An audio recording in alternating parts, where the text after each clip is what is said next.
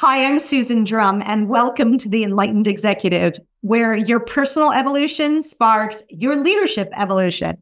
Each episode, we feature groundbreaking techniques and strategies to help you get the edge in personal and leadership effectiveness. This episode is brought to you by Meritage Leadership. Are you curious about your development path to enlightened leadership? Take our free 5-minute quiz at susandrum.com to discover your superpower and the roadblocks that could get in your way of effective leadership. Today, we're talking about a concept called the Big Quiet, and I'm excited to introduce my guest, Jesse Israel. Jesse is a meditation leader, keynote speaker, and coach known for founding the mass meditation movement called the Big Quiet. Named the meditation expert by the New York Times, Jesse has led some of the largest meditations on earth, having toured arenas with Oprah and co-hosted international broadcasts with Deepak Chopra. Jesse is an Audible Originals best-selling creator and a Forbes Next 1000 recipient, and he's collaborated on meditation projects with Grammy-winning rappers, coached the world's most influential entrepreneurs, and prior to his work at the Big Quiet, Jesse ran a record label where he signed multi-platinum bands like MGMT. So welcome, Jesse. It's great to have you with me. Thank you so much, Susan. It's great to be here. So we met through a speakers community and just formed this connection. And I was very moved by some of the meditations that you've led in that group as well. So why don't you share with us a little bit, what does the Big Quiet mean? And what is your philosophy and approach to meditation? Yeah. So the concept behind the Big Quiet, and it started almost 9 years ago, was what if there was a way to make meditation a bit more social, right? What if there was a way to go from having our own individual, personal quiet practices in our homes that we do, on the meditation cushion or on the couch or in our beds. And what if there was a way to create that quiet with lots of people and to experience the power of collective quiet at a time in our lives when there's just so much noise? So I started organizing these group meditations with friends of mine from the music industry when I was running a record label, a particularly loud industry. Cool. And we started doing them, kind of backstage at music festivals. A small group of us would come and get quiet and close our eyes when there was, music blasting on 9 stages and drunk people everywhere and sun beating down.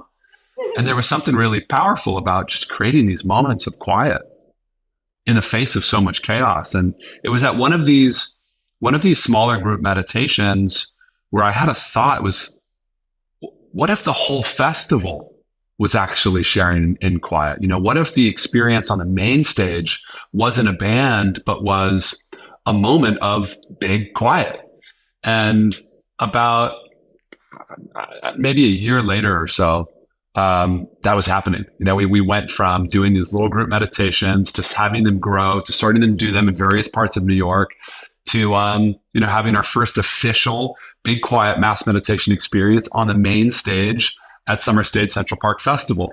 So, really, ultimately, it was just about how do we share quiet at scale? Amazing. So what came as an idea grew into a mighty oak tree, right? Of that. And so tell me, how did you end up sharing a stage just with Oprah? How did that come to be?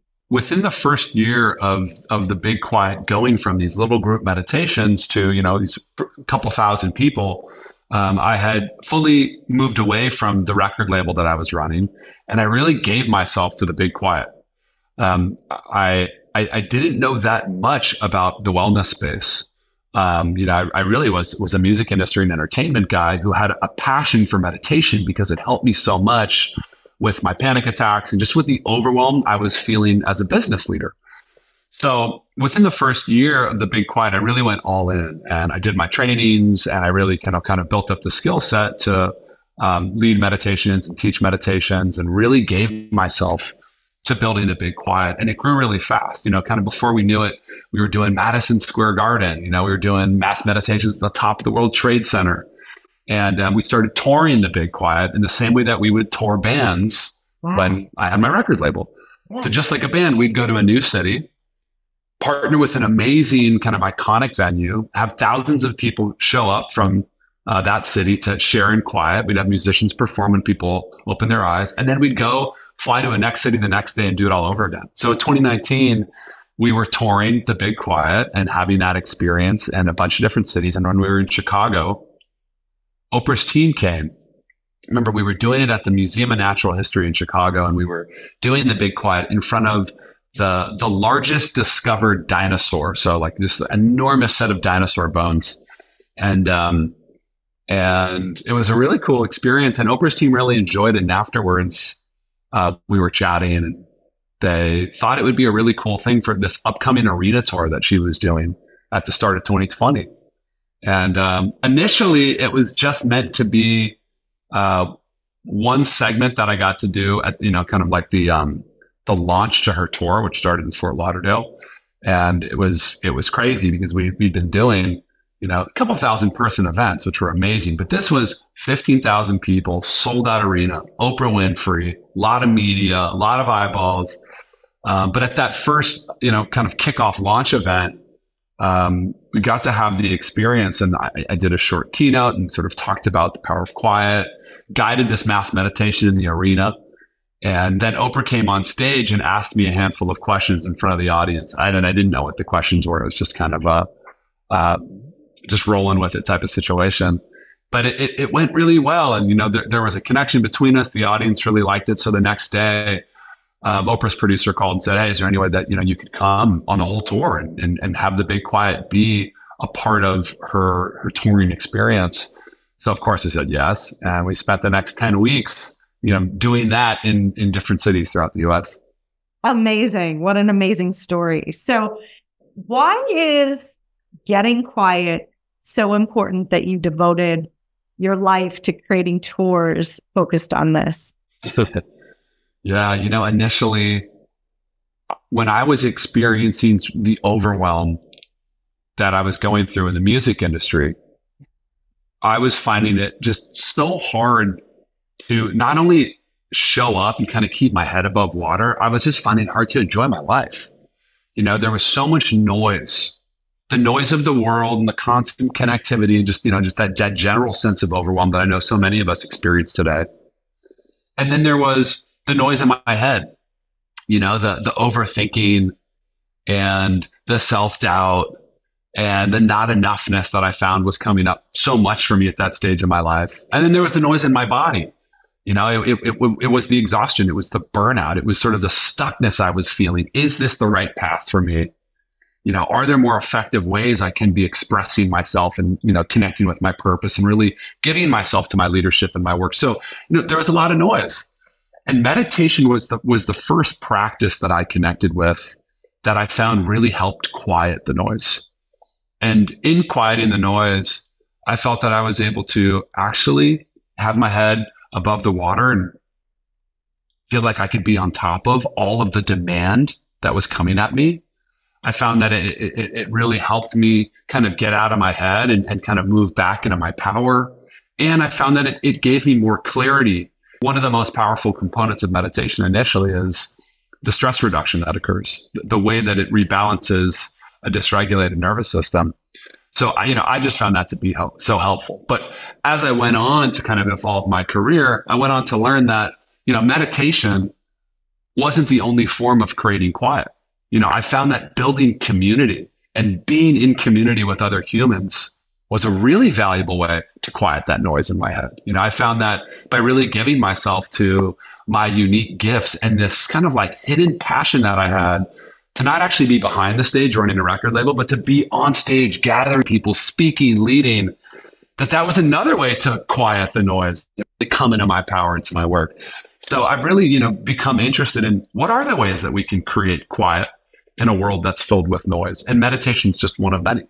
Yes, because at the end of the day, quiet is also focus. And yes, there's just so much information overload right now that it can cause us to be incredibly distracted. And we actually don't find joy there. That is not what really lives.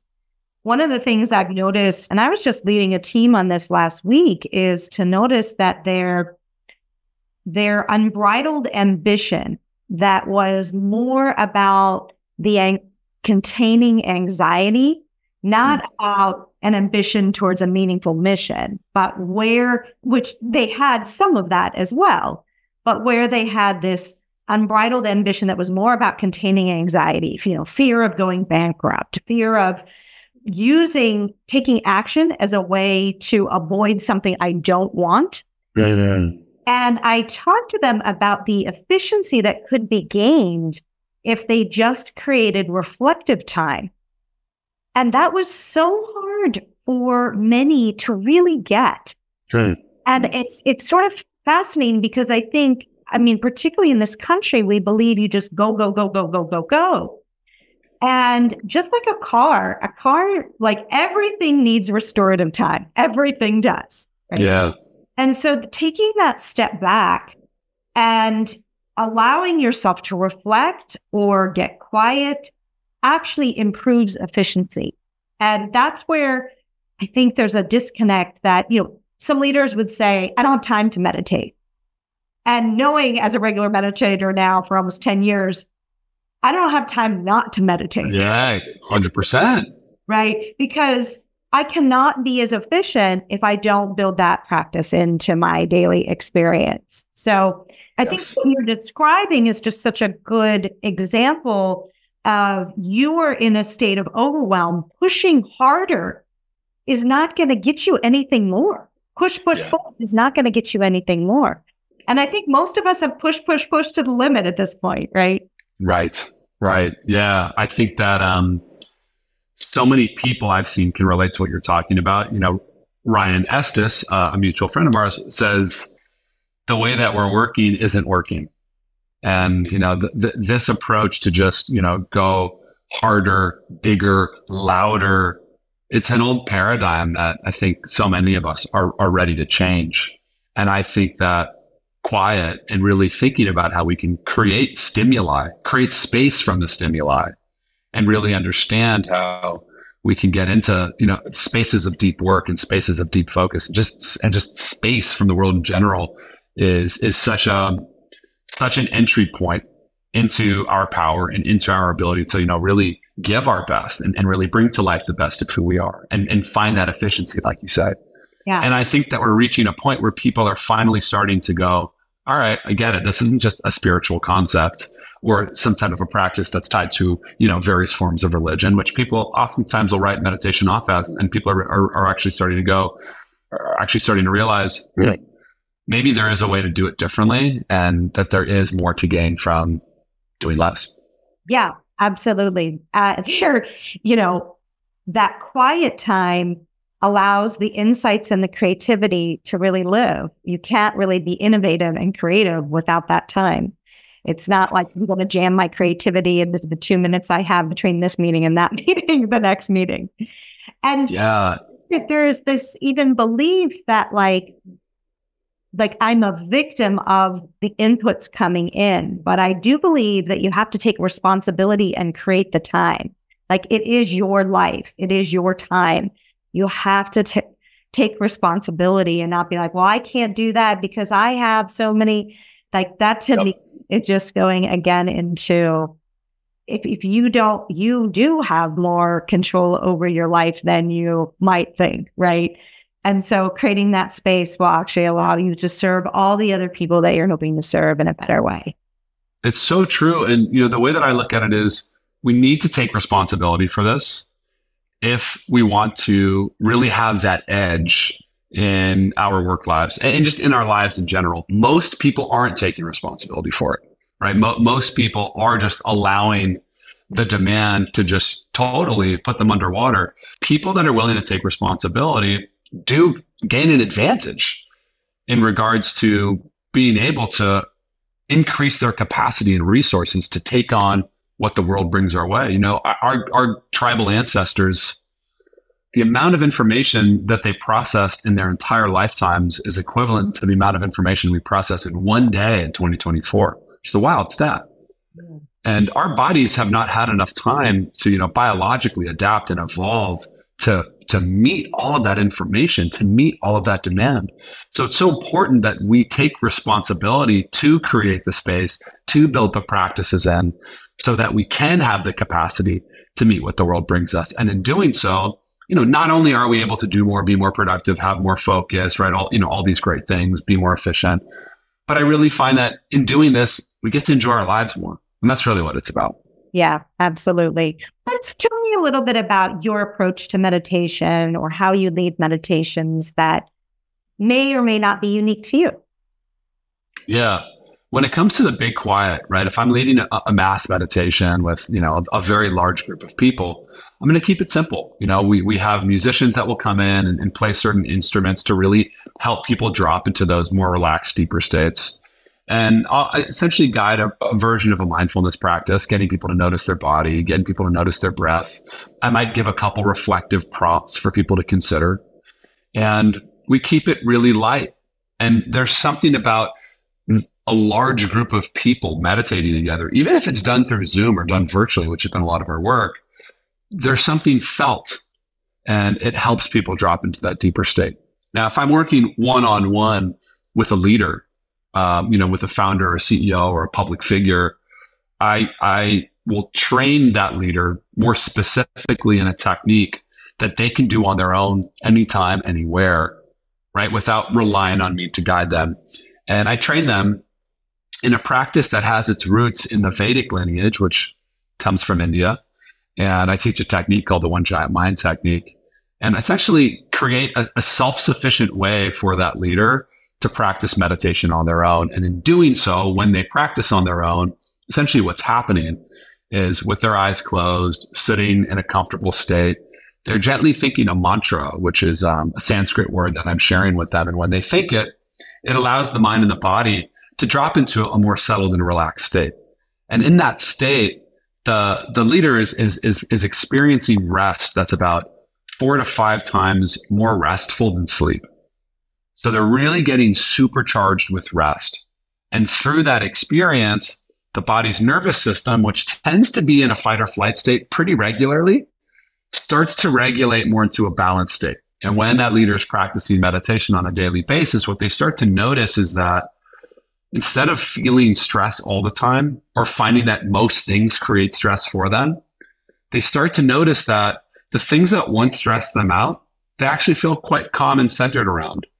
And they reserve their energy for more of the actual life-threatening things that are worthy of really intense stress. So stress really gets saved for the really critical stuff, and a lot less of the stuff that once stressed us out is no longer having that impact. So I go a lot deeper when I'm training someone one-on-one in meditation versus, a group-wide practice. Yeah, absolutely. I was also trained in Vedic. That's where I learned to meditate, through a mantra-based. Cool. So yeah, we have that same. Oh, I love that. Who did you learn from? Charlie Knowles was my great teacher. Yeah. Cool. I know Charlie well. But advanced work with, I'm forgetting her name, out of New York, but also Emily Fletcher. Yes, that's right. Yeah. Yeah. Great. I love Emily. Emily played a really big role in the big quiet coming to life. She was a mentor and an encourager of mine. She was a teacher of mine at the time. So, I have her to thank in many ways for what's grown. Oh, that's amazing. Yeah. We have that connection. Yeah. And that's great. I know. Isn't it funny how everything's just starts to get connected? Yeah. Yeah, she's amazing. Charlie's amazing. And of course, his father, Tom Knowles, is one of the greats in the Vedic meditation space. So I found, I think sometimes it's important to talk about misconceptions around meditation, because I think what stops a lot of executives from continuing with the practice is believing that, well, I can't meditate because I can't stop my thoughts. Yeah. And I always remember the story that Charlie shared about that, because even if you have thoughts, you're still in a meditative state. And that was proven to him when he was on stage with 300 brain surgeons in the audience, and they had his head all checked with electrodes, and he starts they're like, okay, meditate. And he's thinking, oh my God, like you imagine on stage, he's like, I'm not going to be able to meditate. This is like all these eyeballs on me. So, but he closes his eyes, mantra, mantra, mantra. And then he has these thoughts, oh my God, it's totally not going to work. This is embarrassing. Okay, wait, go back to my mantra. Okay, mantra, mantra, run. And then another thought comes. And the thing was, when he stopped, he kept thinking that didn't work because he had all these thoughts. But they could clearly see that in the brainwaves that checked into a different state of being. He went into the transcendent state. So all of that to say, just because you have thoughts does not mean you haven't entered a transcendental space in which your body is healing. So yes. Just when you catch yourself, go back to the mantra, right? And that's simple. It's that simple, but we're judging as we're doing the meditation, and I think that can really get in the way. It's such an important reminder. I love that you named that. I always remind people that I teach meditation to that before the practice, right before we go into the practice, we let go of any expectations or preferences we might have for the meditation. It's really easy to want the meditation to be deep or super relaxing or, to kind of feel zenned out. And that will happen in some of our practices. And it's great when it does. But a lot of times in our practice, the mind's going to be racing, right? It's going to be cruising. And that's not a bad thing. It's actually a really important part of the process. It's a big part of how we unstress, how we release stress and purify our system. So what I remind people of is, if it's a deep meditation, if it's peaceful and calm, great. If it's thought-filled and chaotic, and we feel like we're constantly gently coming back to the mantra, this is also great. We're getting benefit from both. One might be more gratifying than the other, but both are very good. Yeah. And that's an important thing to keep in mind. I think so. What are some techniques, suggestions, things that you can share with our listeners for them to either begin a meditation practice or deepen their practice? The first thing that I recommend to people, I like to look at what is making it so tough for people to sit down and meditate. What is making it so tough, for us to focus in general right now? And our phones are a big part of that. So, the starting point I like to suggest to people is, before you go to bed at night, put your phone in airplane mode. And when you wake up in the morning, if you can not actually take it off of airplane mode until the first 30 minutes or so of your day. And if people use their phones for their alarms or whatever, that's totally fine. Use it as the alarm. But the key is to not take it off airplane mode, to not get all the notifications that come into bed with you every morning. When someone is able to create some space from the stimuli like this and actually not check their phone for those first 30 minutes of the day, it's a lot easier to sit down and meditate for a few minutes. So, part one is see if you can take a break from your phone in the morning. Part two is start with a 5-minute practice. For people that are getting into meditation, I think meditation apps are great ways to begin a practice. It's a great way to kind of go on the journey with some training wheels. And there are a lot of apps out there that can take someone through a 5-minute practice they can get benefit from. If people want to explore something a little bit deeper, a 10-minute practice, I really recommend an app called One Giant Mind. It's the same style that I teach meditation from. And this app is great because you don't rely on it to meditate, right? You don't have to play it to meditate. It actually teaches you how to have a self-sufficient practice through going through its 15-day program. And it's very doable and it's very powerful. And then for people that already have a regular practice, just remember what we talked about, just releasing any expectations that we have and reminding ourselves to be effortless in our practice and to remember that whatever experience we're having is actually good if we just allow the body to kind of take each moment as it comes. Right. Is it more important, do you believe, to get some people really focus on breath. Some people really focus on noticing sounds and sensations. Other people focus on mantra. Where do you come out in that? It depends on the technique that's being taught and practiced.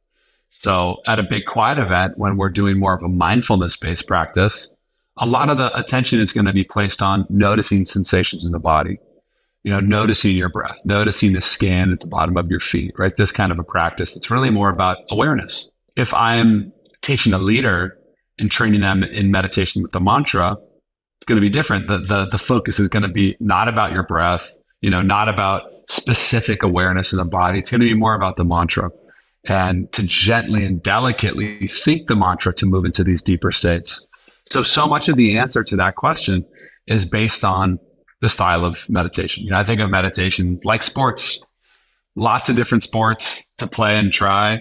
Oftentimes people will have a favorite sport. Same with meditation, lots of different styles of meditation that are out there. And I encourage people to try different meditations, learn different techniques, and, see which one lands most for them. Yeah, that's great. I mean, there are lots of different ways to go about it. So I think also getting caught up on the one right way. I've done all sorts of different types of meditations. And yeah, I have my favorites that seem to work for me, but something that works for me may not work for you. So that's right. Encourage people. I also have heard some people think that fully guided meditations isn't really meditation because you're not actually creating the quiet. Yeah. I've heard people say that. For me, to have someone guide us into a practice and to help us with that process of making some space from the world and going inside, if we need the stepping stone, or if we need that extra support to go there, to me, that's so worthwhile. For so many people, without that guidance, it's going to be really hard to practice. And a lot of times, if people don't have at least some initial guidance or training, and they just try to be in total quiet, what happens is they go, this is too tough. And then they tap out and say, this isn't for me. And that becomes a missed opportunity. If we can find entry points to bring someone in and then maybe work them to a place where they get trained and they don't need apps, that's great. It's ultimately, how do we build someone into the practice? How do we work someone towards that place? So I think guided practices are really beneficial, especially for starting points. Yeah, excellent. Well, what is one challenge or suggestion that you would offer to leaders to start tomorrow to help them create more quiet in their life? Yeah. So I think we spoke a little bit about changing our relationship with our phones, or finding some moments to create new boundaries with our devices. It's really important, especially because we live in a world today where we're almost never alone. We're almost never experiencing total quiet because our devices are constantly connected. We're always reachable. So something that I think is really important to start tomorrow is how we start to make some changes with our devices. I already mentioned the practice of, no 30 minutes, no phone for the first 30 minutes of the day. Another one that's a really meaningful starting point that I find creates a lot of value for building quiet for leaders is to not charge our phones in our bedrooms. If we're able to make the simple shift of keeping the phone charged in the bathroom or anywhere that's outside of the bedroom, we start to create this sort of quiet, connected hub where the bedroom is really just about bedroom stuff. And it creates such an immediate shift. It also might require buying, a little alarm clock on Amazon, or, something that replaces the phone as the alarm. But it's so worth it because it creates a container. It creates, a portal of tranquility and for connection for people that, have a partner that they share their bedroom with. That's so necessary. And it's so the type of thing that people can start tomorrow. Absolutely. I love that. Well, where can people learn more about you and your work? My website, jesseisrael.com, and my Instagram @jesseisrael. Well, fantastic. Thank you so much for coming on the show, sharing your thoughts around meditation and your very highly conscious work in the world. And I'm so grateful to have that time with you. Thank you, Susan. It is so nice to chat with you. I appreciate being here. And if you like this episode, you're not going to want to miss my interview with Lucinda Vett, a renowned equine coach, about equine-assisted coaching and a method that digs deep into understanding leadership energy and emotional intelligence through our connection with horses. Let's all lead the way. Hope you enjoyed today's episode, and I'd like to point you to the next important step. Hit the subscribe button and the bell to get notified when we release new content. I'll see you on the next episode of The Enlightened Executive.